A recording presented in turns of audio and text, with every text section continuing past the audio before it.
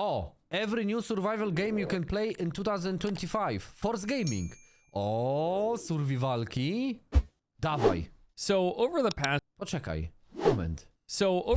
few years, survival games have been slowly climbing to the top of one of my most enjoyed genres. There have just been so many great titles that I've thoroughly enjoyed, gotten a ton of entertainment and fun Dune Awakening. memories out of. At this point, like, I am actively interested in trying Subnautica. pretty much any... Kurde widzowie, myślicie, że wyjdzie Subnautica w tym roku? Bo na razie trochę taka cisza, nie? Ciekawe.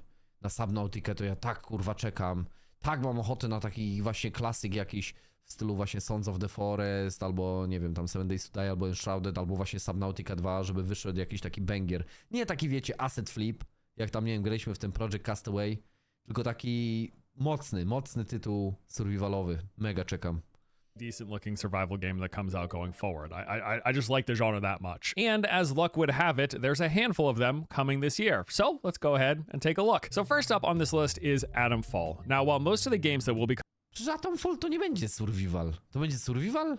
Czy to będzie jakiś taki arkadowy, strzelankowy samograj? Covering today have some form of co-op or multiplayer. This is one of the few that is single player only. However, I wanted to still mention it because A, I think this looks quite interesting, and B, it's actually the only game that has a confirmed actual release month and date as of this recording. Everything else in this list is planned for 2025, but no exact launch day, or that is to be determined as of now. Now that out of the way, single player or not, I think Atomfall looks actually quite cool. It also gets bonus marks from me for being the latest title from Rebellion, a studio who time and time again has made games that I really enjoyed. They might not be the biggest blockbusters out there, the most polished, the most fine-tuned, or the most mass appeal, but have nevertheless brought me quite a lot of entertainment. So Atomfall is set in an alternate history 1960s, where the Windscale nuclear disasters turned much of northern England into this radioactive quarantine zone. Now this is inspired by the real-world Windscale events that actually happened,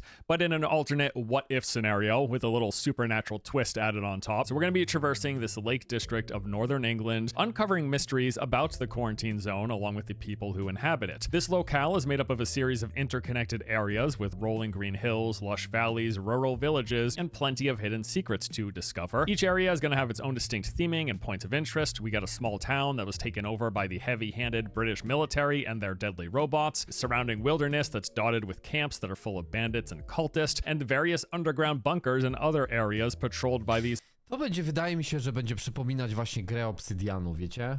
To będzie taki, wiecie, tam RPG na tam 10-12 godzin, tam trochę jakiś będziesz miał możliwości, trochę takiego półotwartego świata, no i tam jakaś fabułka, która jakoś tak nie będzie mocno za fiuta chwytać, ale se ją przejdziesz i po tygodniu już zapomnisz, o czym była. Autonomous machines and radiated feral creatures. Other noteworthy areas include this abandoned rail yard, a derelict stone quarry, verdant... Takie coś pomiędzy, pomijając jak bardzo był spierdolony, Stalker a Outer Worlds. W takim klimacie, ciekawym klimacie takiego, jak to nazwać, taki steampunk? Brytyjski steampunk?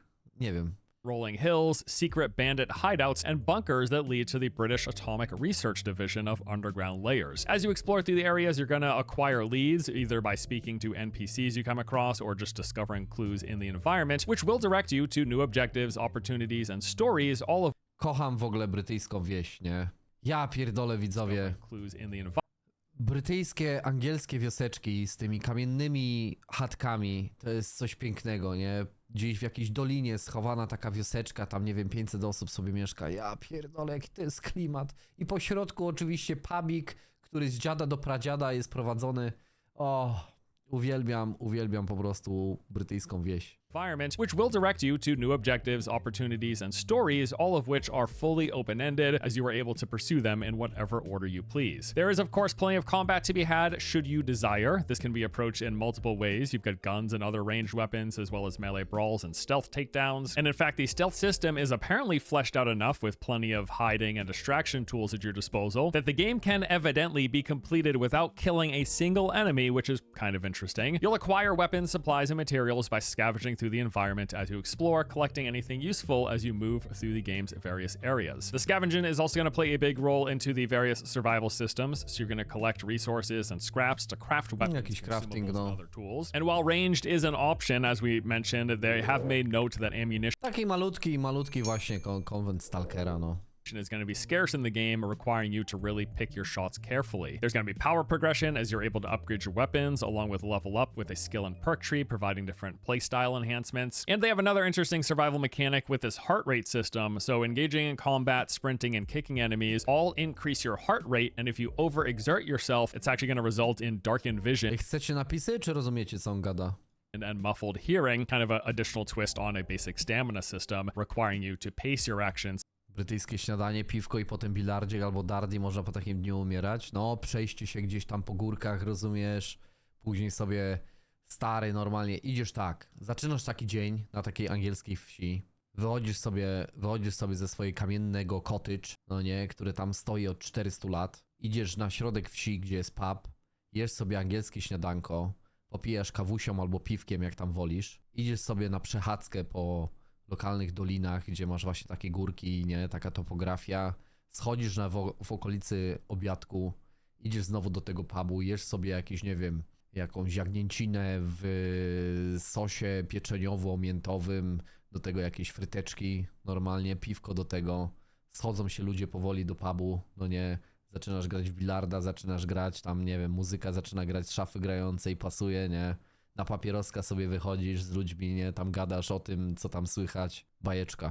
If you don't want to deal with that debuff. I mean, hey, look, I really like Rebellion. Like I said, they've made games that I've quite enjoyed, and this looks like it could potentially be another one to add to the list, so excited to give it a go. Atomfall is set to release on March 27th for PC, PlayStation, and Xbox. Okay, so as mentioned, as of right now, that is actually the only survival game that has a firm release month and date. The next grouping that we're going to take a look at here are all officially slated to come out in 2025. We're just not certain of the date and or the month as of today's recording. Starting this with Dune Awakening, a game that I could probably already talk about for hours on end. Kurwa, ja już tyle czekam na Dune Awakening, że ja powoli zaczynam myśleć, że ja sobie wymyśliłem tę gierkę, nie? Naprawdę, to już kurwa tyle czasu i tyle materiałów, co ja obejrzałem o tym pierdolonym Dune Awakening i nadal oczywiście nie jestem jakoś święcie przekonany, że to będzie dobra gra, ale wydaje mi się, że równie tyle czasu w niej spędzę, co w Conan Exiles, który też miał swoje problemy, a jest to ta sama ekipa, która robiła Conan Exiles. Ale kurwa, no oni już tyle gotują tę gierkę i dobrze, i nie gotują jeszcze nawet dłużej,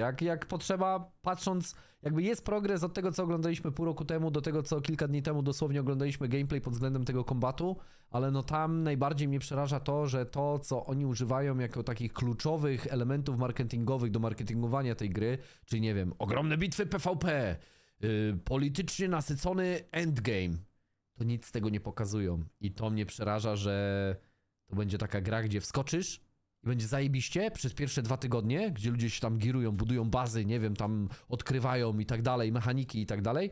I będzie historia jak z New Worlda, że o kurwa, już nic nie ma po tym okresie romantycznym. Tego się mega boję. End, as I've been actively following its development and any information released on the project. Many of you will be familiar with its developer Funcom for their previous survival game, Conan Exiles, although in my eyes, Funcom will always be the studio who brought us The Secret World, a relatively small but nevertheless unique MMO from back in 2012. So Dune Awakening is actually described as a survival sandbox MMO. The game was in my MMO list, but it's also here in my survival list. The MMO tag is... No bo jest chyba bardziej survivalem niż MMO, to jest bardziej taki survival, Grand Scale Survival. Nazwa własna, sam to wymyśliłem, by the way. Gdzie no będziesz miał survival tylko nie na serwer 30-osobowy, tylko na serwer chyba tam do 1000 osób. Oni chcą chyba wpierdolić na różne instancje i mają ten niby tą technologię, tą technologię server meshingu, że tam niby to będzie wszystko się tam splatać i będzie ok i w ogóle i nie będzie tam jakiegoś loading time'u i no, zobaczymy jak to będzie kurwa działać. No jakby czekam aż zagram w jakąś grę tego typu, z takim rozmachem, z taką ambicją i powiem, kurwa, ale dobrze netcode zrobiony. Niesamowite. Ale to chyba nie dożyje. Mostly referring to the game's seamless open world, where you will supposedly be able to run into literally any and every single other person playing the game, as they are purporting to host the entire thing on one massive server. We don't have server shards, you're not separated from people. Everyone playing the game is all playing in the same play space, apparently using some fancy new tech. We'll see if that does not end up in a lot of terrible lag and rubber banding. Who knows? Maybe they'll solve the issue. But beyond those MMO elements and like the fact that they've got RPG-inspired progression and leveling, feeling. It is a survival game through and through with all of the genre's expected systems and features. So here's a streamlined overview of what we know about the game so far. You're going to start off by picking out from one of 4 character classes, each come with a baseline combat role and skill that you have access to. Although this is something that as you progress through the game, you'll be able to pick and choose whatever you want from any of the class skill trees. This is just your starting point. The intro tutorial, beyond taking you through the basics of combat, gathering, and crafting, also introduces you to the game's spice mechanic, which is essentially a form of magic in the Dune universe, at least how they're implementing it here in this game. In the opening hours, you're going to be spending your time clearing small enemy camps, constructing your very first base, visiting trading hubs with NPCs, and also other players will be around, and you'll be exploring the games at various points of interest, either by yourself or with a group, doing things like participating in world events and seeing the things that there are to see. Those things will include, you got larger enemy outposts that are tucked away in many of the rock islands all among the planet's surface. Go in, clear a whole bunch of enemies, collect any loot that they drop, open up some chests. You got crashed ships that will fall from the sky, rewarding valuables should you happen to scavenge them before anyone else does. Of course, it wouldn't be Dune without sandworms. They are there, a constant threat as you are out in the open. Nie będzie można na nich jeździć. Uprzedzę pytania, że deweloper już powiedział, że póki co nie przewidują ujeżdżania czerwi pustynnych, ale może w przyszłości. Jakby czerwie mają być takim wiecznym zagrożeniem, które będzie ci przeszkadzać, irytować, zjadać. I też ciekawa mechanika, że w Dune Awakening jak zginiesz w sposób normalny, nie wiem, przygrzejesz się, inny gracz się zabije, to możesz odzyskać swój ekwipunek, ale jeśli cię wpierdoli czerw, to masz wipe całego ekwipunku, wszystko co miałeś na sobie. And the TLDR of this is, the more noise you make while walking on the sands or driving on the sands or doing anything on the sands, the more attention that you draw, eventually causing a worm to erupt from the sands and then chasing you down. These can and will kill you if they catch up to you. You got enemy police forces that scan the planet's surface at night. In these patrolling ships with their massive spotlights, if you happen to get spotted, they call in reinforcements to try to hunt you down. And then there are the Echo Labs. This is basically the game's take on dungeons, said to be more akin to something like the shelters and Fallout or the dungeons in the Skyrim. They're elaborate underground facilities that bring with them. Mega martwiące, że wszystko to, co oni pokazują, to wygląda jak jakaś gierka co-op. Nie? Z jednej strony jest mowa o takim MMO albo whatever, Grand Scale Survival, a nigdy nie widziałeś więcej niż 3 graczy na ekranie. Wygląda jak Fortnite, web masz jak Fortnite. A lot of enemies, elites, and bosses, and a bit more visual variety than what is found in the sands above. Progression through the game is done in a few different ways. You got character progression with the typical RPG systems, kill enemies, complete quests, gain XP, level up in the process. Leveling gives you points to spend in the skill trees, unlocking various active and passive abilities. Then you've got area or zone progression that's actually tied to your level of vehicle advancement. So basically how this works is that the early game, you're in the southern portion of the starter zone called Mogę Basin. Here, you're going to be doing everything that we mentioned above as you work towards unlocking the ability to craft your first sand bike. And this is actually required for you to leave that southern area, traversing this large expanse of sand that is only possible on a bike, because otherwise, if you try traversing it on foot, the worm is going to kill you. Once you get the sand bike, or if you can hop onto one of your friends, that lets you leave the southern zone into Mogę Basin proper. And this is where a bulk of like the first 100 hours of the game will be taking place. It'll include everything that we've covered, as well as a whole lot more. There will be more enemy outposts, more dungeons, more world events, more sandworms, etc., etc. You'll spend a whole lot of time here up until you get to the point of constructing an ornithopter, the flying vehicle, and at that point you can finally leave Mogę Basin and enter the endgame zone of the deep desert. This is where you're going to take part in the endgame spice harvesting mechanic, which also comes with large-scale open-world PvP, what they are referring to as combined arms. This is like Battlefield or Planet-side inspired and similar encounters, with a potentially massive number of players engaged in melee brawls, range combat, throwing out skills, tossing grenades, and vehicles, both land and air variety mixed in as well. This all sounds really cool, however, up until now, we've not really seen it in action beyond a few carefully curated, cinematically framed clips here and there. And all of that... No właśnie, oni tego użyli chyba, nie? Że epickie, na dużą skalę walki PvP. 1, 2, 3, 4. Okej. Beyond a few carefully curated, cinematically framed clips here and there. And all of that is just scratching the surface. Like I said, I could probably talk about this game for hours. I am very much looking forward to it. I'm looking forward to clearing camps and dungeons. I think I'll really enjoy it. I like their survival mechanics with you having to like avoid... Ale fajnie, że tutaj jakby głównym elementem survivalowym, jak to w uniwersum Duny, będzie dbanie o wodę. I będziesz mógł pozyskiwać krew z zabitych przeciwników i ją filtrować w płyn do picia, no wodę, nie? No nie, to będzie super. To już mi się podoba, że będzie można z dupy zabitego przeciwnika ściągnąć krew, żeby ją przefiltrować w coś, co ci zapewni nawodnienie. Avoid the sun and stay hydrated. I like the base building. It seems simple but well done. I like the twist that they have to the Dune universe, like your friend kit backpack or replacing heavy attacks with the slow attacks to pierce shields. I like the environmental stuff, like these massive sandstorms that you're going to have to deal with and get in cover when they come by, or the patrolling security ships. I mean, all this stuff looks really great. Now, there's definitely some issues. Early on, it seems like performance isn't looking too great. I mean, you even saw this in their most recently released trailer that just came out earlier yesterday. Other lingering concerns include that there's still a lot of clunky animations, pretty slow looking combat, and yeah, I mean, I want to see more, and I hope they continue to fine tune and improve it. The game certainly clearly has some jank to it and some rough edges, but it is jank that I'm willing to suffer through if the rest of it delivers and is fun. O, dobrze powiedziane, nie? Że jakby ja jestem w stanie wybaczyć ten drewniany, kwadratowy kombat, zarówno gunplay, jak i melee combat, bo będzie albo to, albo jedno i drugie na przemian. To jestem w stanie wybaczyć, bo wszystkie te survivale no mają ten taki element drewna w sobie, pod warunkiem, że tam będzie rzeczywiście dobrze rozwiązany podstawowy problem, co gracze będą tam robić po 2 tygodniach, co będą robić po 4 tygodniach, co będą robić po 8 tygodniach, czy netcode będzie się zgadzał rzeczywiście, że będę walczył rzeczywiście z przeciwnikiem, a nie z input lagiem, czy zwał jak zwał. I no jaki będzie ten gameplay loop, nie? Że cały czas będziesz, nie wiem, nowe rzeczy będą się pojawiać, będziesz jakby stawiać sobie nowe cele, żeby coś zdobyć, żeby coś mieć, żeby coś posiadać, żeby coś rozwinąć.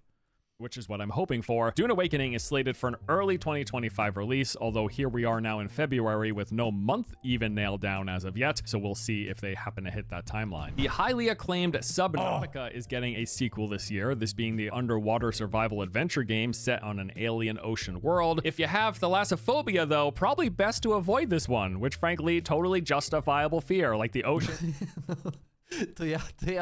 Ja mam właśnie talassofobię. Ja jestem przerażony ciemną głębią oceanu, naprawdę, kurwa, przeraża mnie to niesamowicie i dlatego uważam Subnautikę za jedną z najbardziej przerażających gier. No, pływasz sobie w jakichś ciemnych odmętach pierdzielonego oceanu i nagle ci się wynurza jakiś lewiatan albo coś takiego. O, aż nawet mówiąc o tym w tej chwili, to już czuję, że mi się po prostu jeżą włosy na przedramionach. Is in many ways very terrifying, and that's coming from one of the crazies who steps onto a board and rides waves, knowing that sharks are probably not too far away. But the ocean is scary, okay? It doesn't matter how much time I spend in it. Now, I only dabbled in the original game, but I was quite impressed with what I saw. As for the sequel, here are some details. The game will be set on an entirely new world with a whole new story. You play as a pioneer exploring a recently discovered distant planet, but something isn't quite right, and you find that out shortly after arriving. The ship's AI, however, insists that you carry on the mission, despite the whole place being legitimately way too dangerous for any humans to survive, but maybe you become more than human, huh? So they're going to offer both solo and online multiplayer co-op with up to 3 friends. You're going to be exploring things like mysterious ruins, building custom bases, and adventuring into the deepest, darkest ravines, crafting various tools to help in your adventure. Beyond the basics, you've got things like a scanner and a flashlight. You also find recipes for more advanced tools, equipment, and even submersibles to travel in. Bases are going to be more customizable with an overhauled building system. They've got more diverse biomes, from towering underwater cliffs to lush coral fields, many different places to visit, each teeming with its own diverse ecosystem and unique creatures. And there's the entire system of studying creatures, from the smallest fish to the biggest leviathans. You're going to use a scanner to learn basics and a biosampler to study them further, and then taking those discoveries to evolve your own genetics, powers, and mutations. Subnautica 2 is planned to release in the Steam Early Access sometime later this year. Renown is a game that I've seen described as a medieval Rust with chivalry-like combat. All right, consider my interest piqued. According to its developer, Renown takes the most enjoyable and popular aspects from contemporary open-world survival games, which... Z tego kilka miesięcy temu chyba były testy. Chyba jak miałem Nie, to dawno temu było. Jak miałem przedłużany, to chyba były testy z tego i chciałem w to zagrać, ale w końcu nie dostałem tam dostępu. Bo rzeczywiście to wygląda jak taki, no, założenie Rasta, czyli tam budujesz sobie bazę, rajdujesz bazę innych, tylko wszystko jest w takich rycerzowym klimacie, nie? Czyli tam miecze, jakieś trebusze i no walka taka trochę jak z Mordhau albo właśnie Chivalry. Which include building progression and social politics. These are then combined with close quarters, skill-based combat to create an immersive and engaging multiplayer experience. So players are going to start out with nothing, gather resources, and then go on to build a kingdom and fight to survive in hopes of becoming renowned across... Kiedyś była taka gierka, kurde, multiplayer. Jak ona się nazywała? Reign of Kings chyba? Pamiętam ją tylko dlatego, że dało się tam innego gracza spętać za kostki i go ciągnąć przez całą mapę, jak był nieprzytomny. Nie prosiłeś o dostęp do Bellride? Nie, w Bellride'a graliśmy, jest sporo odcinków na YouTubie. The lands. I get it. I get the connection. Good job, guys. At its core, Renown is a first-person medieval fighting game with a strong emphasis on competitive skill-based combat in addition to all of its survival mechanics. Its features include gathering and crafting, of course, along with hunting wildlife. You got base building at a variety of scales, starting with a small shack up into building an entire sprawling fortress. There will be raiding. Taki upośledzony tryb budowania jak z Pax Day trochę, nie?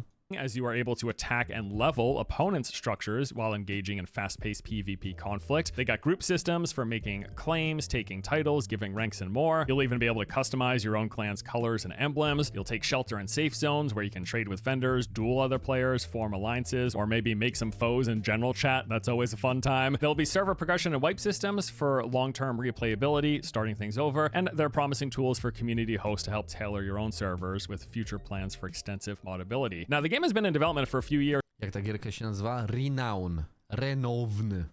now and has been running regular playtest, and from what I've seen online, looks like it's shaping up pretty nicely. They are planning an early access release at some point this year. Looking forward to checking it out. Terminator Survivors is a fairly unique sounding survival game, whether it is solo or Ta gierka miała wyjść pod koniec zeszłego roku, ale ją przesunęli i bardzo mało informacji póki co deweloperzy dają. Trochę się obawiam, że z racji, że to jest na licencji Terminatora, że cały budżet poszedł właśnie na licencję, a nie będzie to się wiązać z jakimś przemyślanym i dobrze zaprojektowanym gameplayem, ale zobaczymy, też mam to na swojej liście. Na razie to wszystkie, kurde, gry mam na swojej liście, poza Atomfallem może. Atomfall aż tak mnie nie interesuje, bo tak wygląda tak, no whatever.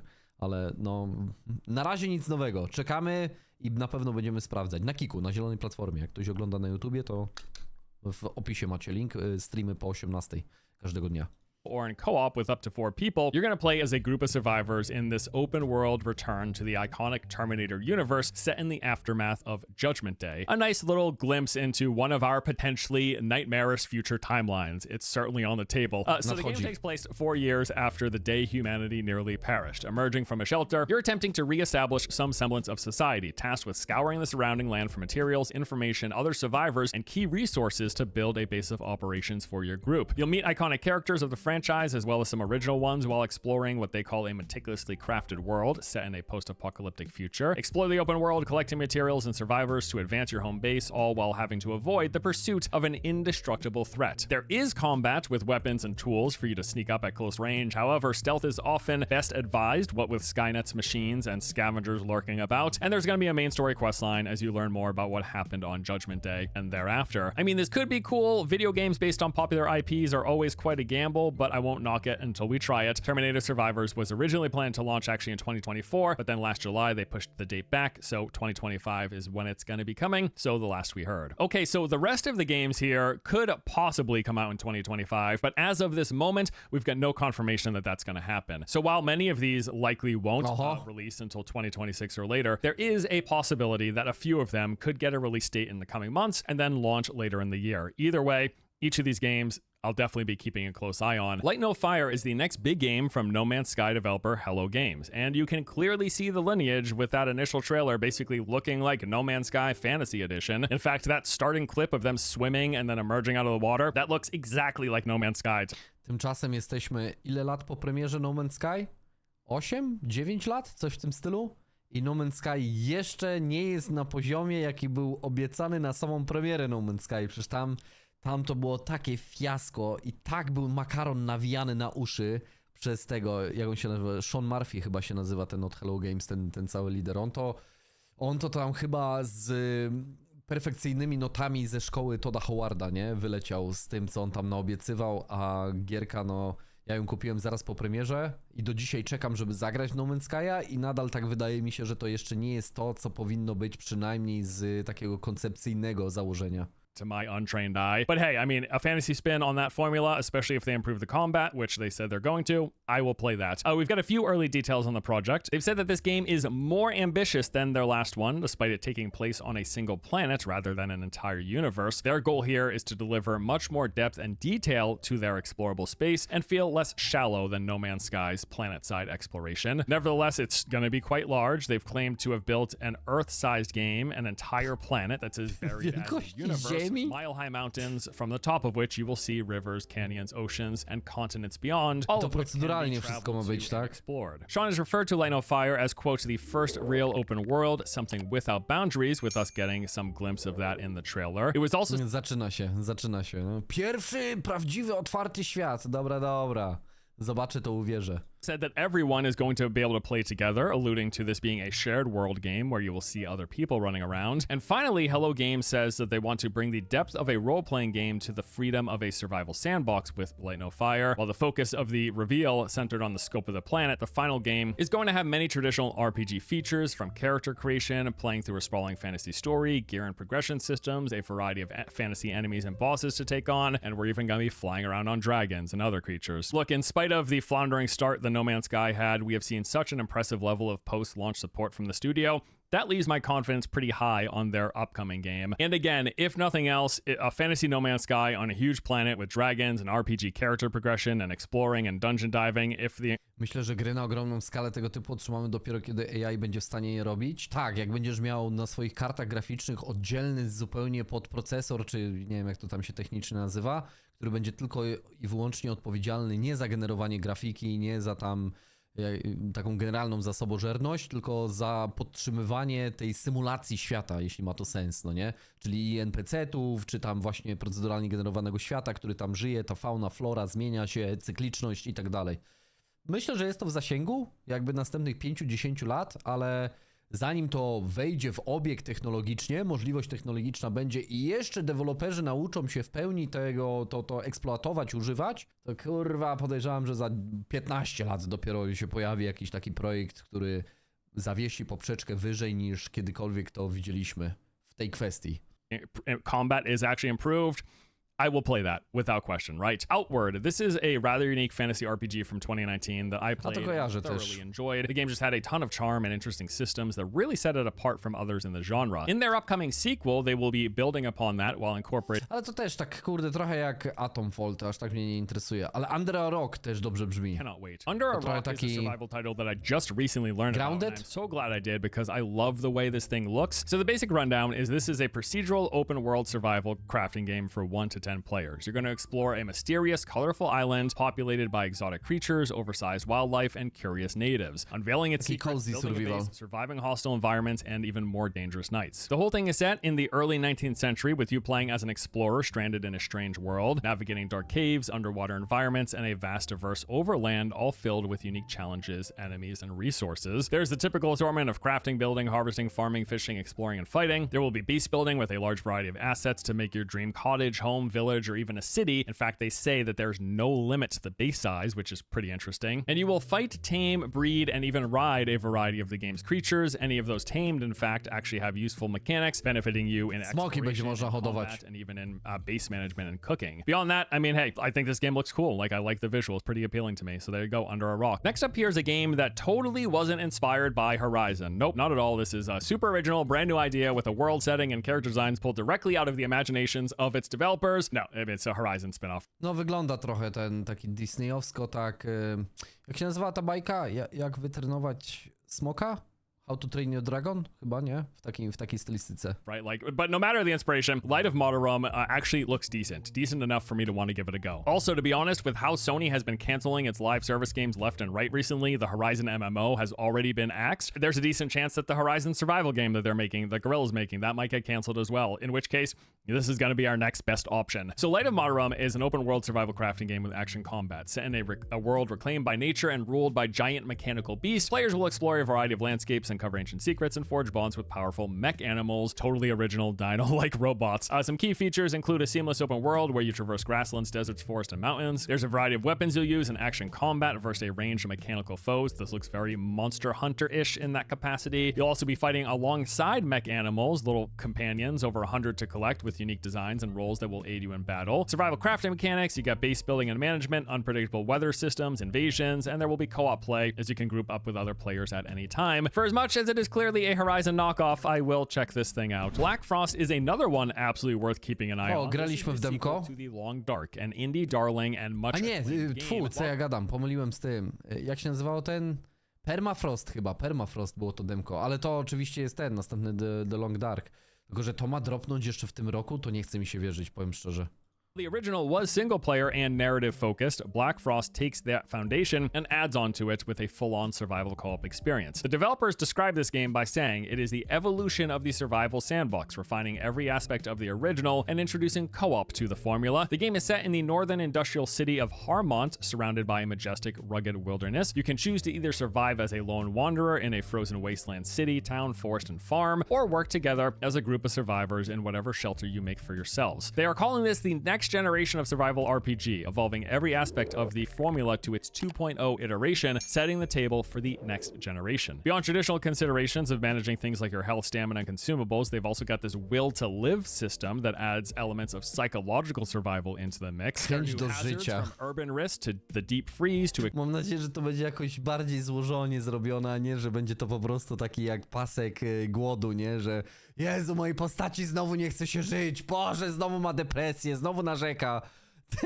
extreme weather events, aurora storms, and the radioactive Black Frost. This sequel adds a perma-life system said to turn every death into a new adventure. You're going to accumulate new risks and fears for your survivor as you move through the world and succumb to its hazards. They do have the original permadeath as an option as well, should you choose it. I mean, hey man, they are certainly selling this thing very hard, calling it the next generation of survival games. But given the success and the praise for the original, I'm keeping an open mind, and this does look quite good, so I hope they deliver. Okay, so beyond that bulk of the list, I got some honorable mentions here. First up is Rooted, the post-apocalyptic survival game that I've been hearing about for a few years now. Kurwa. Rooted to wy pewnie nawet nie pamiętacie, ale Rooted to chyba z 3 albo 4 lata temu, nawet nie wiem, czy to jeszcze jak na Facebooku streamowałem, to nie gadaliśmy o tym. Oni mieli kampanię kickstarterową, gdzie tam jak się chyba 2000 euro wpłaciło, to oni chyba jakiś desygnowany budynek w grze dla ciebie stawiali, czy coś w tym stylu. Ta gra to już na mojej wishliście, to już mchem i paprocią obrosła i nie wierzę, że ona kiedykolwiek wyjdzie. Wydaje mi się, że to jest kolejny martwy projekt, bo to jest względnie małe studio z bardzo ambitnym rozmachem, światem, który chcą zrealizować. I no to tak ma być, taki trochę Scam, taki trochę DayZ, takie trochę więcej takiej kinematografii jak w stylu The Last of Us. Nie widzę tego, powiem szczerze.